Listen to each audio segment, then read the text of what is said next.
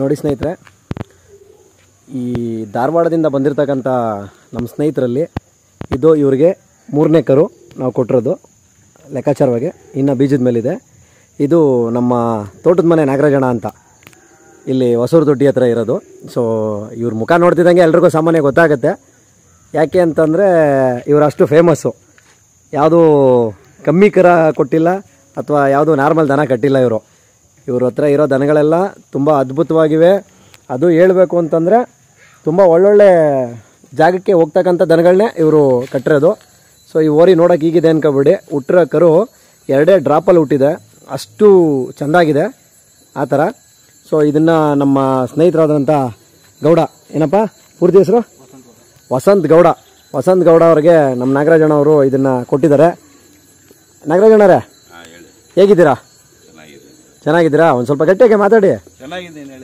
ಹಾಂ, ಈ ಕರುನ ಚಿಕ್ಕದ್ರಲ್ಲಿ ನಾವು ಕೇಳಿದ್ವಿ ಕೊಡಿ ಅಂತ, ದೊಡ್ಡ ಬೆಲೆಗೆ ಕೇಳಿದ್ವಿ, ಆದರೂ ನೀವು ಕೊಡಲಿಲ್ಲ.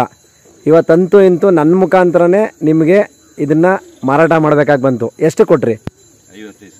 55,000ಕ್ಕೆ. ಸಮಾಧಾನನಾ ನಿಮಗೆ? ಖುಷಿನಾ ಅಣ್ಣ? ನಿಮಗೂ ಸಮಾಧಾನ ಅಣ್ಣ? ಹಾಂ, ಸಮಾಧಾನನಾ ಅಣ್ಣ? ದುಡ್ಡೆಲ್ಲ ತಲುಪಿದ್ಯಾ? ತಲುಪಿದೆ. ವಸಂತು, ಸಮಾಧಾನ ಏನಪ್ಪ? ಓರಿ ತಗೊಂಡೋಗಿ ಚೆನ್ನಾಗಿ ಸಾಕಬೇಕು, ಸರಿನಾ? ಓರಿಗೆ ಕರುನಲ್ಲಿ ಇಷ್ಟದ ಕೊಂಬಿತ್ತು. ಇಷ್ಟದ ಕೊಂಬಿದ್ದಾಗ ನಾನೇ ಕೊಂಬಿದ್ದು. ಇವತ್ತು 6ರಲ್ಲಾಗಿದೆ. ನಾನು ಬಂದ ತಕ್ಷಣ ಹೇಗೆ ಕಂಡು ಹಿಡಿತಾ ಇದೆ ಅಂದರೆ, ನಾನೇ ಕೊಂಬಿದ್ದು ಅಂತ ಅದಕ್ಕೆ ಕನ್ಫರ್ಮ್ ಆಗೋಗಿದೆ. ನಾನು ಬಂದರೆ ಸಾಕು ಕುಣಿದಾಡುತ್ತೆ, ಆ ಥರ ಮಾಡ್ತಾಯಿದೆ. ವಸಂತ ಬರಪ್ಪ. ಸೊ ನೀನು ಈಗ ಧಾರವಾಡದಿಂದ ಬಂದಿದ್ಯಾ? ಸೊ ಇದನ್ನು ನಾನು ನಿಮಗೆ ನಮ್ಮ ನಾಗರಾಜಣ್ಣ ಅವ್ರ ಮನೆಯಿಂದ ನಿನಗೆ ಕೊಡಿಸ್ತಾ ಇದ್ದೀನಿ. ಸೊ ತಗೊಂಡೋಗಿ ದಯವಿಟ್ಟು ಚೆನ್ನಾಗಿ ಸಾಕಬೇಕು, ಸರಿನಾ? ಇವಾಗ ನೀನು ಅಲ್ಲಿಂದ ಬಂದೆ ಅಲ್ವಾ, ನಿನಗೆ ಖುಷಿ ಅನ್ನಿಸಿದೆಯಾ? ಎಲ್ಲ ಹುಟ್ಟಿರೋ ಮನೆಯಲ್ಲಿ ದನಗಳು ಕೊಟ್ಟಿರೋದು ನಾವು. ಖುಷಿ ಅನಿಸಿದೆ. ಸೊ ನಿನಗೆ ಯಾವುದೇ ರೀತಿಯ ತೊಂದರೆ ಇಲ್ಲ, ಸರಿನಾ? ನಾಗರಾಜಣ್ಣ ಅವರೇ, ಇವಾಗ ಹಳ್ಳಿ ಕಾರ್ ತಳಿ ತುಂಬ ನಶಿಸಿ ಹೋಗ್ತಾ ಇದೆ. ನಿಮ್ಮ ಪ್ರಕಾರ ಇನ್ನೂ ಅದು ಚೆನ್ನಾಗಿ ಉತ್ತಮ ಮಟ್ಟಕ್ಕೆ ಹೋಗಬೇಕು ಅಂತಂದರೆ ಯಾವ ನಿರ್ಧಾರವನ್ನು ನಾವು ತಗೋಬೇಕು? ಉಳಿಸ್ಬೇಕು. ಮನೆಗೊಂದು ಇರಲೇಬೇಕು, ಮನೆಗೊಂದು ದನ ಕಟ್ಟಲೇಬೇಕು. ಕಟ್ಟಿದ್ರೇ ಅವಾಗಲೇ ನಮ್ಮ ಹಳ್ಳಿಕಾರು ಉಳ್ಕೊಳ್ಳೋದು. ಮನೆ ಕಟ್ಟೋದ್ರಿಂದ ಏನು ಪ್ರಯೋಜನ? ಮನೆಗೊಂದು ದನ ಇಟ್ಬಿಟ್ರೆ ಸಾಕಾ? ದನನ ಕಟ್ಟಬೇಕು ಇಷ್ಟು. ಹಾಂ, ಒಂದು ದನನ ಅಲ್ಲ, ಯಾವ ದನ ಒಂದು ಓರಿ ಕಟ್ಕೊಂಡ್ರೆ ಸಾಕಾಗತ್ತಲ್ಲ? ಎಲ್ಲ ಟ್ಯಾಕ್ಟ್ರಿಗಳು ಬಂದ್ಬಿಟ್ಟವೆ, ಓರಿಗಳು ಹಸ್ಗಳು ಬೇಡವಾ? ಅಲ್ಲ, ನೀವು ಹೇಳ್ತಿರೋ ಪ್ರಕಾರ ಒಂದು ದನ ಕಟ್ಟಿದ್ರೆ ಸಾಕು ಅಂತ ಹೇಳ್ತಿದ್ದೀರಾ. ಒಂದು ಓರಿ ಕಟ್ಕೊಂತೀವಿ ಬಿಡಿ, ಇಟ್ಕೊಳ್ಳಿ.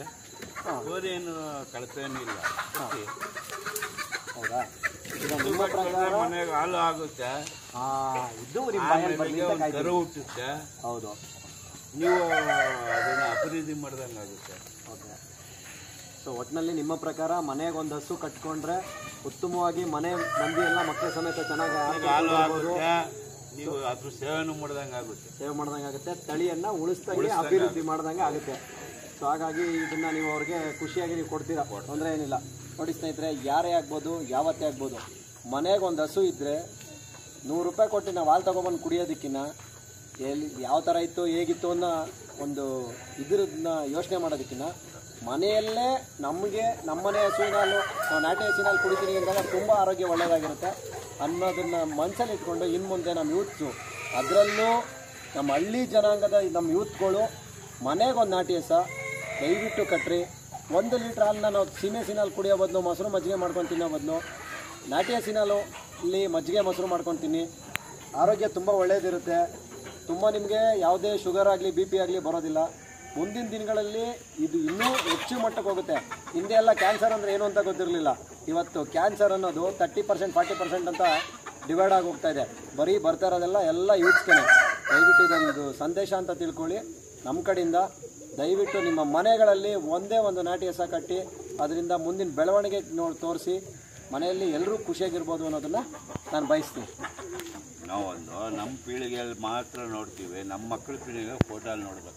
ಅದೇ ಇವಾಗ ಆಗಿದೆಯಲ್ಲ, ಕಾಡು ಪ್ರಾಣಿಗಳನ್ನ ಫೋಟೋದಲ್ಲಿ ತೋರಿಸ್ತಾಗಿಲ್ಲ, ಹುಲಿ ಸಿಂಹನ ಫೋಟೋ ನೋಡ್ತೀವಲ್ಲ, ಹಂಗೆ ನೋಡ್ಬೇಕಾದ್ರೆ ಈಗ ಅದೇ ಆಗಿರೋದು. ನಮ್ಮ ರೈತರುಗಳು ಒಂದೊಂದು ಹಸು ಕಟ್ಕೊಂಡು ಹಳ್ಳಿನ ಉಳಿಸ್ಬೇಕು. ನಮ್ಮದಿದು ನಿಮ್ಮ ಒಂದು ಆಲೋಚನೆ ಚೆನ್ನಾಗಿದೆ. ಇದನ್ನು ನಾಡಿನ ಜನತೆ ಯಾವ ಥರ ತಗೋತಾರೋ ಗೊತ್ತಿಲ್ಲ. ನೋಡಿ ಸ್ನೇಹಿತರೆ, ದಯವಿಟ್ಟು ಎಲ್ಲರೂ ನಮ್ಮ ಚಾನಲ್ನ ನೋಡ್ತಿರ್ತೀರ. ನೋಡೋರು ದಯವಿಟ್ಟು ಸಬ್ಸ್ಕ್ರೈಬ್ ಮಾಡಿ. ವ್ಯೂಸು ಸಾವಿರಾನುಗಟ್ಟಲೆ ಹೋಗ್ತಾ ಇದೆ. ಸಬ್ಸ್ಕ್ರೈಬ್ ಆಗ್ತಿಲ್ಲ. ನೋಡೋರೆಲ್ಲರೂ ಒಂದು ಸಬ್ಸ್ಕ್ರೈಬ್ ಅನ್ನೋ ಬಟನ್ನ ಒತ್ತಿ, ಎಲ್ಲರಿಗೂ ಇದು ಮುಟ್ಟುತ್ತೆ. ಹೆಚ್ಚಿನ ಸಂಖ್ಯೆಯಲ್ಲಿ ಮೆಸೇಜ್ ಮಾಡಿ, ನಾನು ಅದಕ್ಕೆ ರಿಪ್ಲೈ ಮಾಡ್ತೀನಿ. ಯಾವತ್ತು ನಾನು ಮೆಸೇಜ್ ಮಾಡೋರಿಗೆ ರಿಪ್ಲೈ ಮಾಡಲ್ಲ ಅಂತ ಅನ್ನೋದು ಮಾತು ಹೇಳೋದೇ ಇಲ್ಲ. ಪ್ರತಿಯೊಬ್ಬರು ಮೆಸೇಜ್ ಮಾಡಿದ್ರೆ ಅವ್ರಿಗೆ ಇಮಿಡಿಯೇಟಾಗಿ ರಿಪ್ಲೈ ಮಾಡ್ತೀನಿ.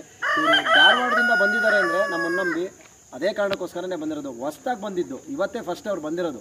ಬಂದು ಆ ಮಟ್ಟಕ್ಕೆ ಇದನ್ನು ಮಾಡಿದ್ದಾರೆ. ಸೊ ಅವ್ರಿಗೂ ಅವ್ರು ಖುಷಿ ಆಗೋ ಥರನೇ ನಾವು ಎಲ್ಲ ದನಗಳನ್ನ ಕೊಡಿಸಿದ್ದೀವಿ. ಸೊ ಅದರಲ್ಲೂ ನಮ್ಮ ನಾಗರಾಜಣ್ಣ ಅವ್ರ ಮನೆಯಿಂದ ಇವತ್ತು ಈ ದನ ಕೊಡಿಸ್ತಾ ಇರೋದು ನನಗೆ ತುಂಬ ಖುಷಿ ಅನಿಸಿದೆ. ಯಾಕೆ ಅಂತಂದರೆ ಇದನ್ನು ನಾನೇ ಕೇಳಿ ಅವರ ಆತ್ಮೀಯ ಸ್ನೇಹಿತರು ನಮ್ಮ ಕಲ್ಲಳ್ಳಿ ಪಟೇಲ್ರವ್ರಿಗೆ ಕೇಳಿ, ಒಂದಲ್ಲ ಅಂತ 2 ಸರಿ ಕೇಳಿ, ಅದೇನೋ ಸಣ್ಣ ಪುಟ್ಟ ವಿಚಾರದಲ್ಲಿ ಆಗಿರಲಿಲ್ಲ.